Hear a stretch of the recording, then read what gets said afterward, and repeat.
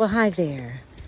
I'm going to go over what I'll be including in the podcast in the way of representing the hoax that is Jesus. And there's a lot.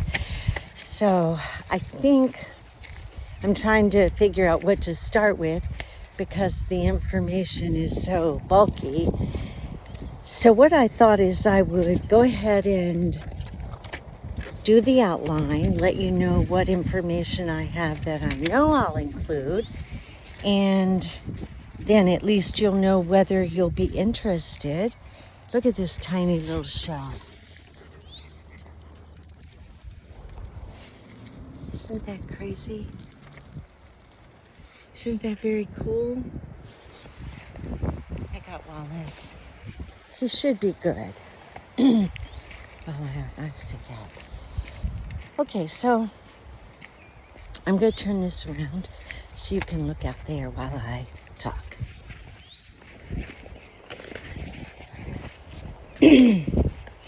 So the genealogy, obviously, in the New Testament just doesn't pan out. The birth dates, death dates, not that big of a deal. The Christmas and Easter and the holidays and that kind of thing are all derived from what they call pagan holidays, or holidays that derived from some of the other saviors, for example.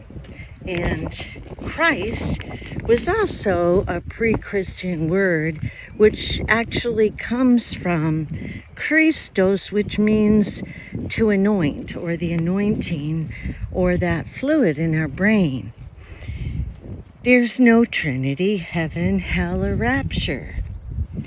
The history for the Bible, outside the Bible, is just non-existent. Not in Egypt, which I can leave that open because we know that they destroyed a lot in Egypt, so I guess that's a possibility, but no one outside the Bible. And everybody goes, well, Josephus. Well, Josephus, first of all, his character was a crook, but he was, that's a story in itself, which I love to tell. It's so ironic. But he was a nothing. He was a made-up character. Wallace, come! Come! The Gospels aren't real. There was no Matthew, Mark, Luke, and John as far as having written the Gospels. But we also know that none of the other authors line up. And I do know who wrote it. That comes next. The Piso family. Actually, it was a way to control the masses, and they had seen it work before with different saviors. So the Piso family, that's going to be the majority of my talking about Christianity, because it kind of, once you understand that Piso legacy, then you understand that the rest doesn't matter. Come!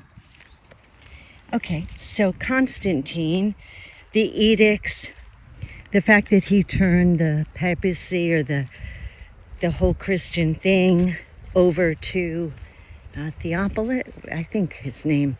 I didn't write it down. Anyway, I don't want to mess it up, but I'll tell you about it when we get there. There have been many saviors, all with the same birth dates, resurrection dates, all that stuff. It Christianity actually prevents our stewardship of the world, because we're told that we're not of this world. So why would we care about it? It divides and separates people. And there should be a law against conversion. That's how United States was colonized, and everything else is colonized for conversion, because they know that sheep don't think for themselves. They follow a narrative. The Bible and the New Testament, the whole deal, was the perfect scam. The carrot, how they lured you, was you're going to be forgiven. You're going to see your ancestors in heaven, and you'll go to heaven. And then there's a bondage part of it, that you could go to hell if you don't follow what they want you to do. And then you'd end up alone and never see your loved ones again. Right? And then they tell you that your mind is the enemy. How convenient is that? And that you're not of this world. Well, all the while, the great philosophers are saying the first and most important thing, are you there, is to know yourself. And that's the opposite what they're telling you to do. And how in the world are you going to make the most of life if you don't even know about the machine you're energizing? So the whole Christian idea usurps God, the creator, the master, and the controller. I cannot tell you how many people assume the minute I say that I deny the existence of Jesus, the first thing they do is say you're an atheist or you don't believe in God. Come on, people. Jesus has just usurped the minds of people. You know, they say no idols or icons. Well, the Catholic Church is full of that. How in the heck do people put up with that BS? Cross, beads, the Bible, Mary, on and on. Baptism marketing, and that's all it is. Conversion is key. The money. Think about the tithes that have been given to the church. Can you believe it? All for a frickin' lie. Craziness. And they have no tax. Not so. Sexual abuse through the church. In my own life, I've had like 5 men that were personally involved in my life and my son's that have ended up being charged with sex abuse of a child. That is pathetic. In addition to that, when I did missionary work in Salvador, the main missionary guy was accused of it. And he was handling a mission of children. Creepy crud. I'm not saying that it all stems from Christianity, but I'm telling you what, that when you know that you're unworthy anyway, and you're gonna be forgiven, what a bunch of crap. Catholics and the children thing. The name the Father, you're not supposed to call any man Father, but man, they work on that. And that creates a father image for children. Do you see that? They're fathers, and the children trust them like you should a father. It's become a cult. You talk to a Christian, they say the same words, they know the same things, they don't have any original thought ever. It's sad. Family separations. I know so many families separated on issues through the church. How about the Catholic Church? They charge you for moving your finger. It's creepy.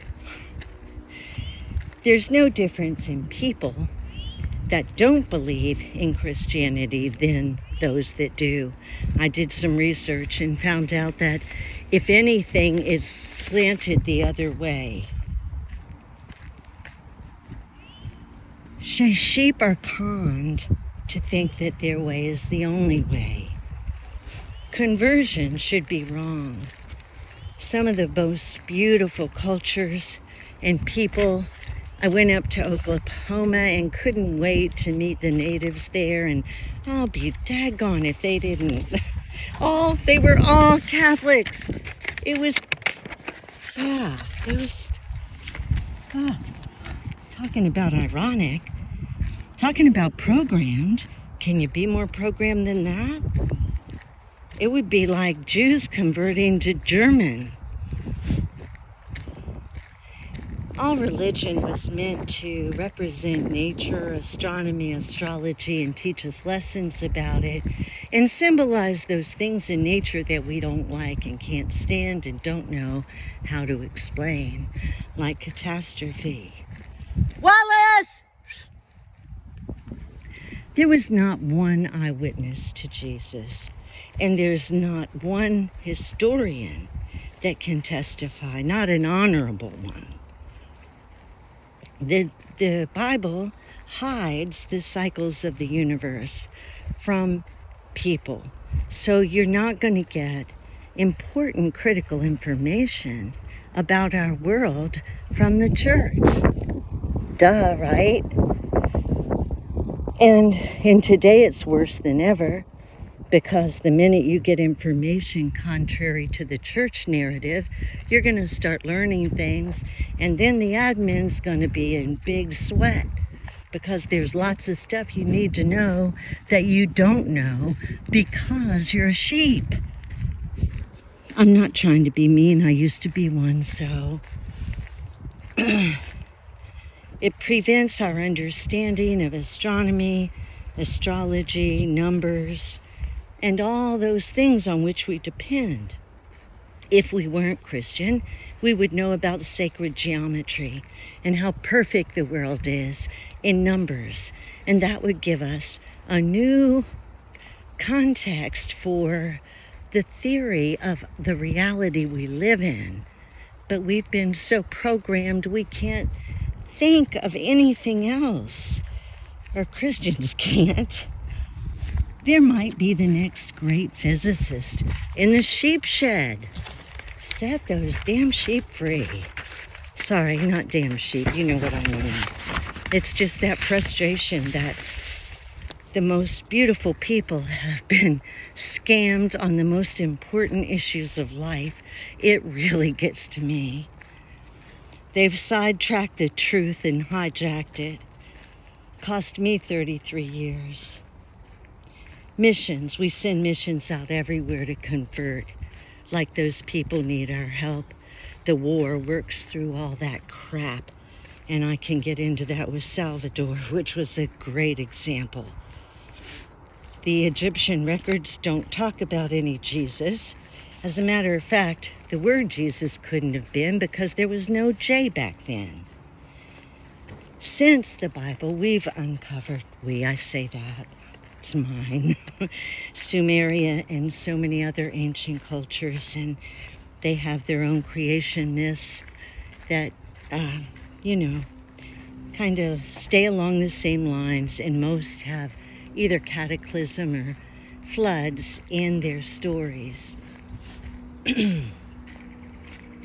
language was incorrect like the New Testament written in Greek. There's a very good reason for that. It was written by a Greek for their comic delight about you. The majority of religions tell about floods. I said that, I think.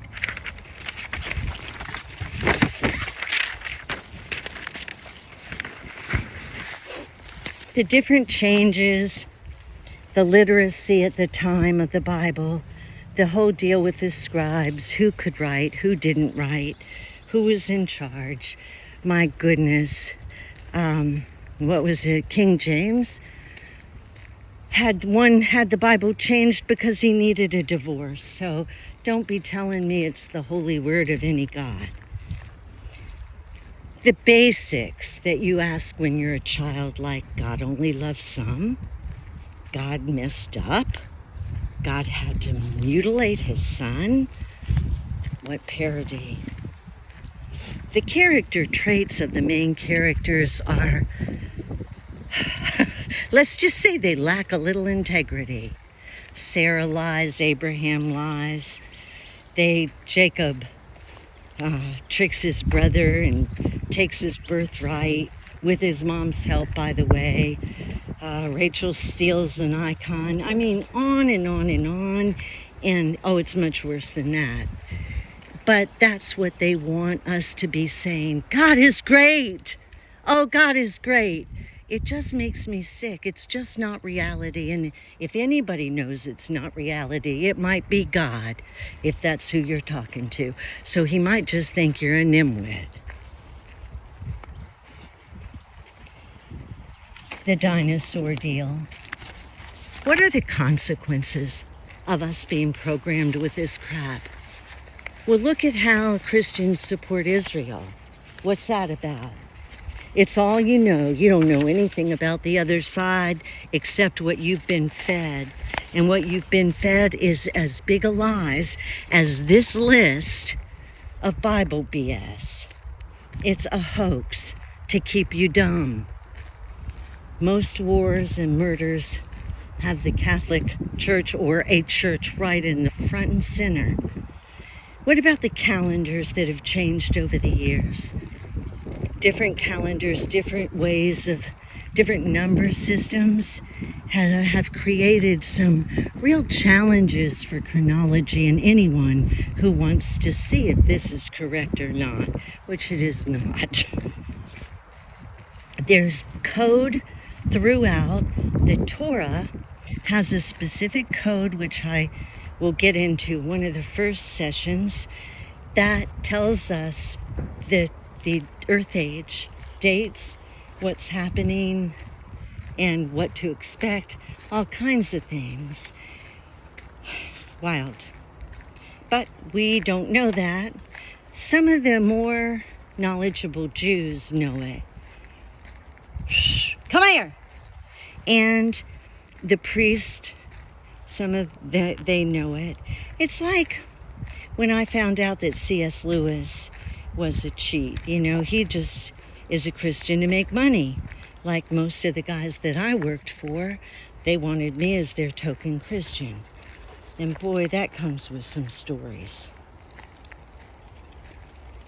They want you to assume that God has been literally dead since Jesus was resurrected, and nothing else has happened, nothing else is God, but their narrative. Joseph and Moses and the Pharaohs. The only thing I want to say about that right now is that I'm going to cover that in depth. That's one of my favorite parts, and it just helps to know going in.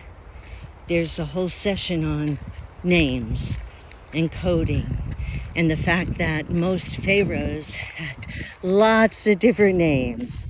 So we've got to be mindful of who we're talking about. And that's Joseph was Sinlek, and he had a relationship with Egyptian Hatshepsut. And it looks like they traded children. The story of Joseph is not at all what you might think. Okay, so another reason that the Bible is BS is that when you begin to look at it as an information system, you see the perfection of the numbers in the Torah. And when you study the Great Year, you realize that things are too perfect. Numbers line up, match. There's certain numbers that are used over and over. It's amazing. It's like a miracle. And I don't know. It seems like to me we might be in an information system. Okay, what else? The Bible keeps man humble, lowly, focused, incorrectly, Savior needing, and heaven dependent. There's no inspection allowed for the Christian in the Bible. They will not entertain. I have begged pastors to give me an audience or to discuss this or to debate this or anything, and nothing, complete silence. Often people will say, oh, my pastor will talk to you, and then they come back, nothing. Science should reconcile with spirit, and until it does, I'm not buying it. Everything that we see in the Bible in those books are plagiarized from ancient documents, which you can find on a number of websites through the Avalon Papers. I've got a lot of them, like Loeb Classics. That set of books is probably $10,000 or more. So your average person is not going to have that kind of knowledge and information available to them. And that's where you're going to find some truth. They know once you're a sheep, you're not going to look. I have a Bible that's David's grandfather's, and he was a Mason. And right in the front of it, it says, don't really believe this because it's not really historical. And then the whole back of it is nothing but the Egyptian gods, Thoth and Set, and all of those, and all that information. So yeah, the no idol thing, yeah, right? Another thing is, all the ancient work was hidden, but more than that, books have been changed so that nothing would contend with the narrative of Jesus. I can look at books and see beautiful books that have been discarded because they tell truth that the admin does not want people to know, at least the masses. The compliance with all this stuff still blows my mind. So, the saviors. There was Isis, Krishna, Dionysus, Mithra, Adonis, Buddha, all of which 3 days, walk on water, 12 disciples, 3 kings, crucified, virgin, mother, born on 1225 or close to that, and they come again. So I hope you see that I've got quite a bit of research done. And for each of these topics, I can go for days. Particularly the piso deal, which will be the first thing that I start working on probably in the morning. I've got the work all done. It's just a matter of getting in the right frame of mind to try and make organization out of all the data, to have it at my fingertips so that I can provide you with detail that will line up with what I'm trying to get you to consider. I think that in today's world, truth is more important than it's ever been. Maybe, what do I know? I'm 71 and I've only lived one lifetime, so maybe I'm wrong. What I do know is that the world around us is not what we thought, and I didn't understand why we've been lied to, but I do now. It's because of our climate, and they want you to think that there's global warming and it's your fault. Hold on. Come. Wallace, come. Wallace, come. He sees a guy down there walking. Thank you. Come on, we'll go back this way. So, I forgot where I was, sorry.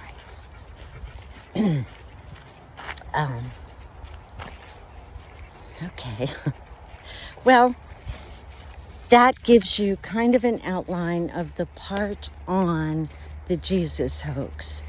When I finish that, and probably intermixed, I'm going to be sharing Doug's work, which will really blow your mind. The whole Joseph story, the connection to the Pharaoh, the connection to Hatshepsut, his Egyptian names. And first, I do have 2 more little parts to do ahead of time. One will be the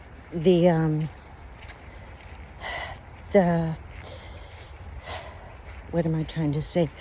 The big picture points, like the things that we need to keep in mind, what to look for to find truth, compartmentalization, the different tricks and codes that are used to keep us in the dark. So we'll do that. and talk about names and how names are used and changed and aliases and how it worked back then to the best of our knowledge and why it's so dang hard to find any truth.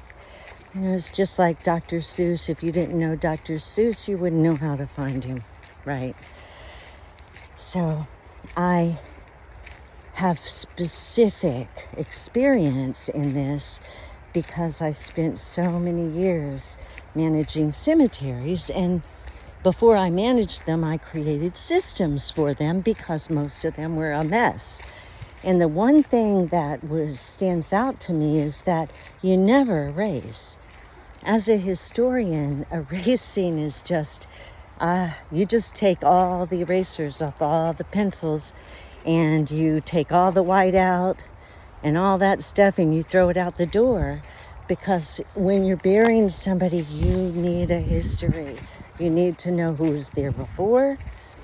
There are always errors, and sometimes you can really get yourself out of trouble if you leave a record. Record books in history was not meant to be neat, right? Creation isn't neat, it's a mess. So is history. We got to leave it that way.